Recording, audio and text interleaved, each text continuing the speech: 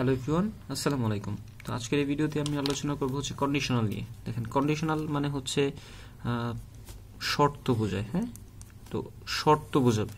হ্যাঁ, সাধারণত আমাদের এই কন্ডিশনালগুলোকে আমরা চার ভাগে ভাগ করতে পারি। একটা zero conditional, first conditional, second conditional, third conditional. এখন বিষয় হচ্ছে আমাদের পরীক্ষাগুলোতে যখন আমরা ভার্সিটি অ্যাডমিশন বা হচ্ছে একাডেমিক প্লাস হচ্ছে বিসিএস বা আদার্স জবের জন্য যখন আমরা কন্ডিশনাল পড়বো, তখন হচ্ছে সাধারণত আমাদের এইগুলো থেকে বেশি আসে। First conditional, second conditional, third conditional, এইগুলো থেকে বেশি আসে।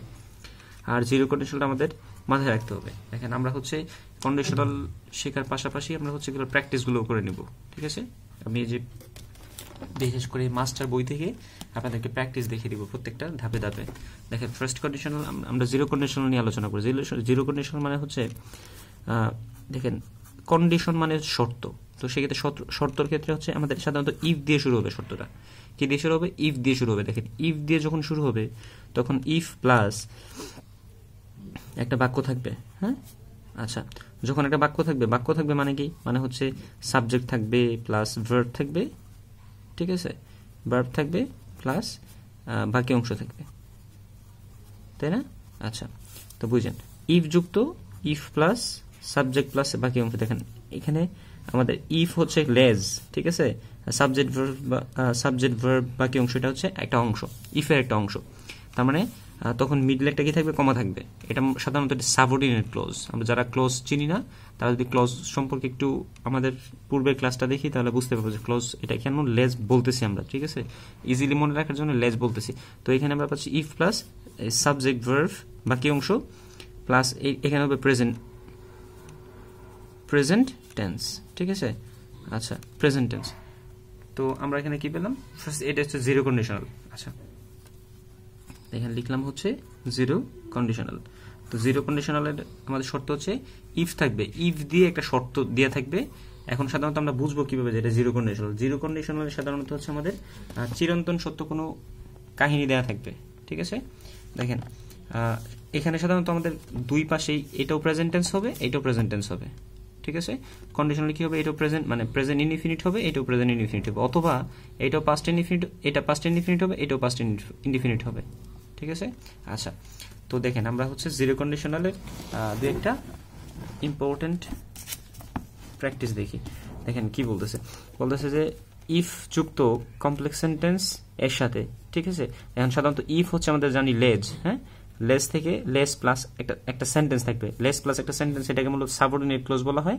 ঠিক আছে, আচ্ছা, ইফ যুক্ত কমপ্লেক্স সেন্টেন্সে দুটো ক্লজই প্রেজেন্ট ইনডিফিনিট অথবা দুইটি ইফ যুক্ত যে দুইটা পার্ট থাকবে। মানে হচ্ছে এখানে দেখেন, এই যে আমাদের এখানে পাচ্ছি হচ্ছে ইফ, তো এটা একটা সেন্টেন্স হবে, এটা একটা সেন্টেন্স হবে।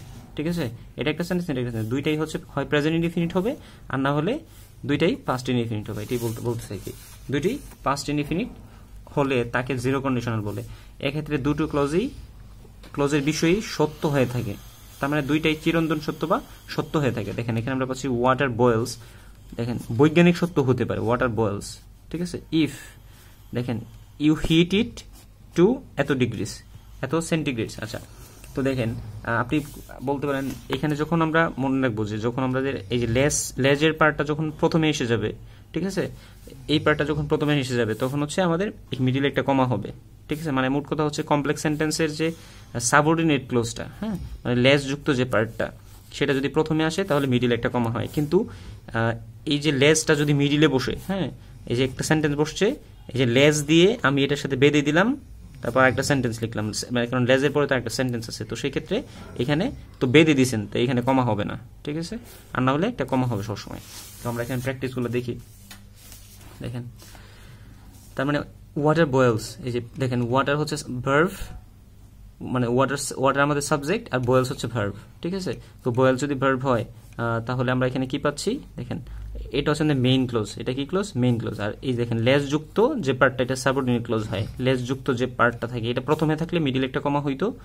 দেখেন, মনে করেন এটা আমি অফ করলাম, তার মানে if you heat it to 100 degree centigrade, তাহলে একটা কমা হতো, তারপরে হচ্ছে ওয়াটার বয়েলস।